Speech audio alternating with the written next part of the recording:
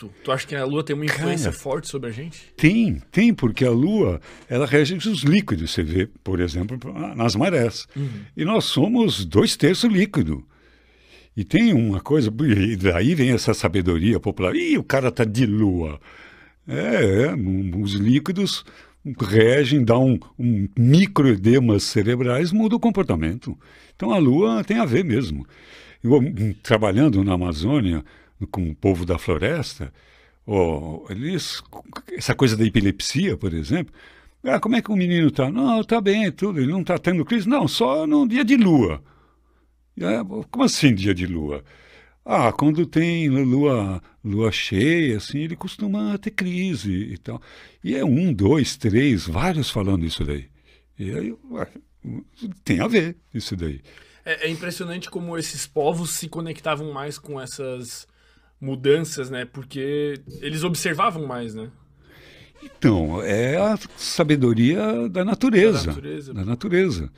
Você vê, por exemplo, essa questão, a gente estava falando da ayahuasca, elas são 2 plantas no meio da floresta, que uma contém o DMT, que é o arbusto, a chacrona, a outra tem a armina, a armalina, que juntos faz com que o DMT seja absorvido oralmente. Quer dizer, não existe a possibilidade de ser tentativa e erro. Tem tipo muita espécie de planta, muita coisa. Muita coisa. Mesmo o cambô, aquela tal daquela... Com o sapo, né? Com o sapo. Como é que sabe que é aquele sapo? É uma coisa da intuição, da sabedoria. Mas popular. qual é... Tu teve contato com esses povos, ou tu estudou muito sobre o assunto? Qual é a explicação que se dá, assim, tipo, dentro da história da ayahuasca e tal, da onde que surgiu isso? Como é que... Então, as histórias, vamos dizer, cada vertente tem a sua cosmogonia, vamos dizer, tem conta a sua origem. A união do vegetal tem uma origem, e que remonta lá da época de Salomão. O Santo Daime tem a sua origem, mas são tudo histórias, como eu disse, né, da cosmologia, da cosmogonia, vamos dizer assim, de origem científica. É isso, não tem como poder achar aquelas 2 plantas que combinadas dão aquele efeito psicoativo e de aproveitar as substâncias do jeito que é aproveitado. E o senhor tem experiência com... Pode chamar de você, eu prefiro. Pode falar de você? Assim, meus amigos me chamam de Wilson. Wilson? Wilson. Então, Wilson, tu tem experiência com ayahuasca. Como é que isso surgiu na tua vida e qual foram as experiências que tu teve e tal? Como é que surgiu essa questão dos psicoativos, psicodélicos na tua vida? Então, quando eu me formei, eu ganhei até uma bolsa. Eu sempre gostei de trabalhar com coisa que ninguém gostava muito. Tá. E aí eu comecei a trabalhar com dependência química, tratar dependente químico. E eu acabei morando na França um tempo por conta disso, né? Ganhei uma bolsa. Isso tu já era formado? Já era psiquiatra. Já era psiquiatra. Um jovem psiquiatra, assim, né? Bem, logo no começo. Já na residência, eu já mirava nessa questão da dependência química. E aí, um dia, uma turma de médicos jovens, de psiquiatras, nós fomos acampar na Ilha do Cardoso, um litoral lá de São Paulo, um lugar que na época era bem selvagem, assim. A gente estava acampando numa fogueira. E aí alguém contou que tinha uma amiga que era patologista, que vivia lá no Acre, e que tinha experimentado um chá de índio, que era um alucinógeno, mas que a pessoa não perdia a consciência, e que ela teve vários insights. Eu olhei aquilo e falei, cara, que coisa diferente isso. Isso em que ano que era isso, só para eu ter uma ideia? 82. 81 hoje em por dia 82. Todo mundo sabe o que é, né? A informação voa. Sabe. E aí, tu ouviu? Tu ficou curioso já? Fiquei curioso. Aí, na sequência, assim, acho que um mês depois, uma amiga nossa, né, madrinha de casamento, do meu primeiro casamento, ela chegou em casa, tal, no fim do jantar, ela falou assim, que hoje Wilson ou Magrão, né? Então, ela falou assim, Magrão, eu quero contar uma coisa para você. E eu estou frequentando um centro espírita. E era uma cirurgiã vascular. Eu falei, centro espírita, você? Ela falou, mas é diferente. É um centro espírita que a gente bebe um chá que vem lá dos índios e que começa a ver coisas e tudo. Aí eu olhei para minha ex-mulher assim e falei, a história. Aí ela falou, tem uma coisa muito chata nessa história, que é que a gente tem que chamar o cara lá de mestre. Eu falei, fala lá pro mestre, pro papa, pro sacerdote, pro chefe, que eu quero conhecer esse negócio aí. E aí, como era médico, já era médico, e eu já fazia parte do conselho, não lembro se estadual, municipal de entorpecentes, e todo interesse naquela época, isso foi na UDV, era que viessem médicos para que a gente pudesse mostrar que aquilo não era uma droga. Mais ou menos o que está acontecendo hoje com a medicina psicodélica. Cara, mas na época tu não sabia. Tipo, tu tinha curiosidade sobre... Curiosidade. Mas tu não imaginava nada. Tinha ideia do que era. Tinha curiosidade e coragem. E aí e aconteceu isso. Eles rapidamente assim, abriram, porque... A minha ex-mulher também é médica. E aí eram 2 médicos querendo conhecer. Um deles ainda faz parte do conselho municipal, não lembro se era municipal ou estadual na época. Pô, chama, né? E foi uma experiência bizarra. Como que foi? Putz, cara, não tinha um buraco meu que não vazava melecas. Porque eu bebi um copão e aí o cabeção, tô sentindo nada. E aí eles ofereceram, quer beber mais um copo? Quero, eu vim aqui para conhecer. Né? E aí aquilo bateu de uma vez. Meu Deus do céu. Veio forte. Veio forte, assim. Estava na casa das pessoas. Não era no templo. Fizeram só para nos receber. E eu achei que aquilo era normal, que era aquilo e tal. E aconteceu a pororoca. A minha mulher de um lado e eu do outro vomitando, aquilo juntando e caindo no tapete da sala do anfitrião ali. Ai, que mico. Mas tu nem chegou a ter uma viagem assim... Fantástica. Aconteceu também. Apesar... do mal-estar, aí eu fui pro banheiro. Né, porque estava com diarreia, vomitando e tal. E era uma coisa muito estranha, porque era um divórcio. O corpo estava num estado deplorável. Assim. E a mente, cara, insights. Eu lembro que na época eu estava fazendo a minha formação psicanalítica, em psicanálise, que foi a minha primeira formação em psicoterapia. E eu já estava, a gente começa cedo fazendo. Tinha 4 anos que eu fazia 4 sessões por semana. E já estava meio encalacrado, um monte de coisa. Começou... Nossa, que é isso? Que é isso? Começou a cair várias fichas. Não é download, cascata de ficha. Uma mais incrível do que a outra. Eu falei, meu Deus, assim, que é isso? Mas essa experiência que tu teve, ela era mental ou ela era extracorpórea, assim, vamos dizer? Não, como é que era esse... Mental. Totalmente mental. Era mental, era só insights, assim, coisas que vinham. E eu me lembro que o dono da casa, eu estava no banheiro da suíte dele. Provavelmente porque o outro banheiro estava ocupado pela minha ex-mulher. Uhum. E aí ele começava a fazer as chamadas, ícaros, hinos, como é chamado, as canções. E eu comecei a perceber, depois de um tempo, toda vez que esse cara canta umas musiquinhas, cara, começa a acontecer umas coisas comigo. É aí que eu percebi que tinha a ver com o que ele estava cantando. Nossa. Eu não ouvia nada do que ele estava falando. Mas funcionava. Mas criava uns estados em mim. E eu comecei a ficar maravilhado. E eu estava muito confortável ali, apesar do desconforto, pelas coisas que eu estava sentindo. Aí chegou uma hora que ele falou, tudo bem aí? Você está podendo sair? E eu falei, já tem horas que eu estou podendo sair aqui, porque eu estava completamente concentrado ali. Né? Aí levantei e foi muito incrível. Porque quando eu voltei para a sala, e que a minha ex-mulher estava preocupada, que eu não voltava mais, né? E eu estava ótimo, me sentindo bem já. Inclusive o mal-estar já tinha passado, eu nem percebi de tão interessante que estava a viagem. E aí eu comecei a sentir uma familiaridade com os cânticos. E aconteceu uma coisa que quem bebe ayahuasca já percebeu isso não é muita novidade. Ia na frente, a pessoa começava a cantar ou fazer a chamada, o ícaro, o hino, eu ia adivinhando as próximas palavras. Eu falei, tipo, intuitivamente. Tipo, intuitivamente, tipo um delay ao contrário. Ia na frente. E aí eu testei, falei assim, não é possível, isso é uma sensação, né? Sabe aquela coisa de memória? Déjà vu, né? Vamos dizer assim. Tipo assim, uma memória construída.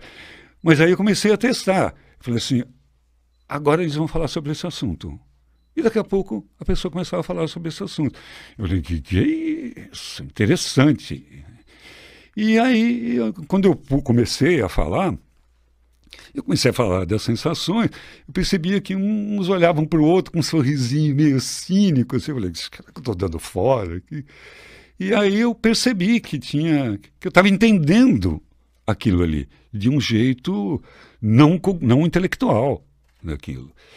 E eu... Como assim não intelectual? Um jeito intuitivo, não era... Tu sabia, tu sentia. Sabia. Lá. E eu até então, Fermento, eu tinha uma formação trotskista. Eu não tinha nenhuma questão de espiritualidade, criado por pais que não tinham religiosidade. A religião deles era caráter, assim, faz coisa correta, tal, uma grande herança. Mas não tinha nenhuma influência espiritual de nada, pelo contrário.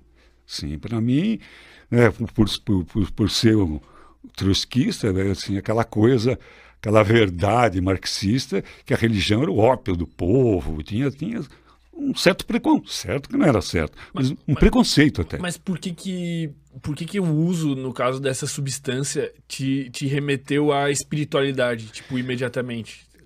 Bom, primeiro por conta do ritual conduzido, que é um ritual... Que é algo como se fosse religioso, vamos dizer assim. Religioso. E até ao invés de eu sentir aquela coisa, meio aquele asco que eu tinha quando falavam sobre qualquer tipo de religião, eu naquele momento estava assim, absolutamente receptivo para aquilo. E ainda produzia dentro de mim coisa que eles não estavam falando, insights. E assim eu fiquei encantado com aquilo. Fiquei encantado. Eles estavam muito preocupados. Eu falei assim, do jeito que esse cara vomitou, ele vai sair daqui e vai processar todo mundo. Mas não. Não, pelo contrário, fiquei depois anos ali. Mas tu acredita que os psicodélicos eles estejam, de certa forma, conectados com um mundo espiritual, vamos dizer assim? Olha, eu posso falar como médico e posso falar como usuário, mas as duas coisas se juntam. Porque os psicodélicos, bom, primeiro que eles foram, escaparam, vamos dizer assim, do âmbito da ciência, lá nos anos 70, e começou com o uso recreativo para os jovens daquela época, que foram os hippies, que começaram com o movimento de contracultura. E foi muito interessante, porque interessante ao mesmo tempo, foi por isso que foi proibido, que eles começaram a bater de frente com o governo americano, que na época era do Nixon, Richard Nixon, e que tinha guerra do Vietnã, e os caras que estavam na idade de se alistar disseram aqui para o governo, que faça amor, não faça guerra. Porque começou a desenvolver consciência. E essa é a discussão. Claro, cientificamente, nós temos o córtex cerebral, lá no córtex pré-frontal, tem uma determinada região que, se for estimulada, dá um sentimento de sacralidade, que é uma coisa que só nós, mamíferos corticais, humanos, temos essa sacralidade. É uma espécie de sensação de conexão, assim? De conexão com o todo, de conexão com a criação, com o Criador, independente da sua religião, mesmo que você não tenha, que foi uma coisa que eu comecei a sentir. Uma coisa de integração com o todo, de ser parte de um todo, muito mais. Porque pensa o seguinte, Fernando, toda a nossa ciência, aliás, toda a nossa cultura, todo o nosso sistema de crença é baseado nos 5 sentidos. E é muito pouco para definir o ser humano. sabe? Tudo, a realidade está naquilo que a gente ouve, que a gente degusta, que a gente cheira, que a gente vê, que a gente escuta. É muito mais do que isso.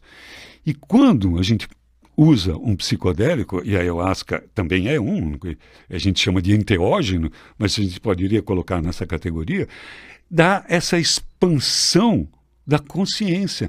Então, quando a gente fala em consciência, aí é muito doida essa parada, porque já não estamos falando de inteligência, não estamos falando de intuição. Haja vista que ainda a gente procura uma definição mais adequada para o que é consciência. Mas começa a se desenvolver esse tipo de que vem, é uma verdade intuitiva, que vem com ética, que vem com amorosidade. Olha que interessante. E eu comecei a perceber isso sem saber o que era aquilo, qual era a substância. Como eu disse, eu tinha ouvido falar uma vez e na segunda vez que eu ouvi falar, quis experimentar. E aí comecei a perceber isso. Aí que fui estudar, fui ver essa combinação entre a dimetiltriptamina e as catecolaminas que fazem com que o DMT seja absorvido oralmente. Isso foi depois, estudo. Na hora senti isso na pele. E esse sentimento de sacralidade, que é aquilo que eu achava meio babaca, a espiritualidade, passou a ser um foco do meu estudo dali para frente. Mas tu acredita que... É porque a ciência, ela vai mais ou menos pregar que essas experiências são meramente alterações dos nossos sentidos, né? Que elas não são experiências de fato de expansão de conhecimento, de consciência. Que são experiências em que os nossos sentidos estão alterados e a gente tem uma experiência mental incrível, mas que não necessariamente é real, vamos dizer assim. Então, quando eu descobri isso, né, aí os cientistas começaram a entender aquilo para ou legalizar ou proibir. Mas tu entrou em conflito contigo mesmo por ter esse lado científico, ou tu falou assim, cara, isso é espiritual, isso é outra parada? Não, eu nem usava esse nome, dizer assim, eu estou percebendo as coisas de um outro jeito. Demorou um tempo para eu usar essa palavra espiritual. E isso foi uma verdade que veio de dentro. Isso é que é interessante. Então, só fazer um parênteses aqui e colocar, por exemplo, a teoria do Terence McKenna, que é um desses cientistas psicodélicos. Ele já morreu já há um tempo aí, ele produziu muito, ele é do tempo do Aldous Huxley, do Timothy Leary, os caras que começaram com essa ciência que foi proibida nos anos 70 por conta do choque da contracultura dos jovens. Não, isso aqui é droga, para e proíbe. E as pesquisas que estavam sendo evoluindo estavam exatamente interessando os cientistas pelo desenvolvimento da consciência. E o Terence McKenna tem uma teoria, que é a teoria do macaco chapado. Tem um outro cara que falou longe dele, criou a mesma teoria, né? Não tem? A respeito da evolução? Da evolução. Pode explicar ela pra gente? Macaco chapado por quê? Nós lá, na época que éramos hominídeos, muito junto com os primatas, uma determinada tribo, teoria, começou a comer cogumelos, né, que é um alimento que nós conhecemos, maravilha, shiitake, shimeji, se alimentando com cogumelo, até que começaram a comer cogumelo que tinha psilocibina.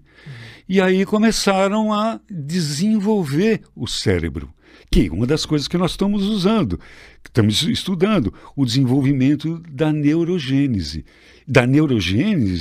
e da neuroplasticidade.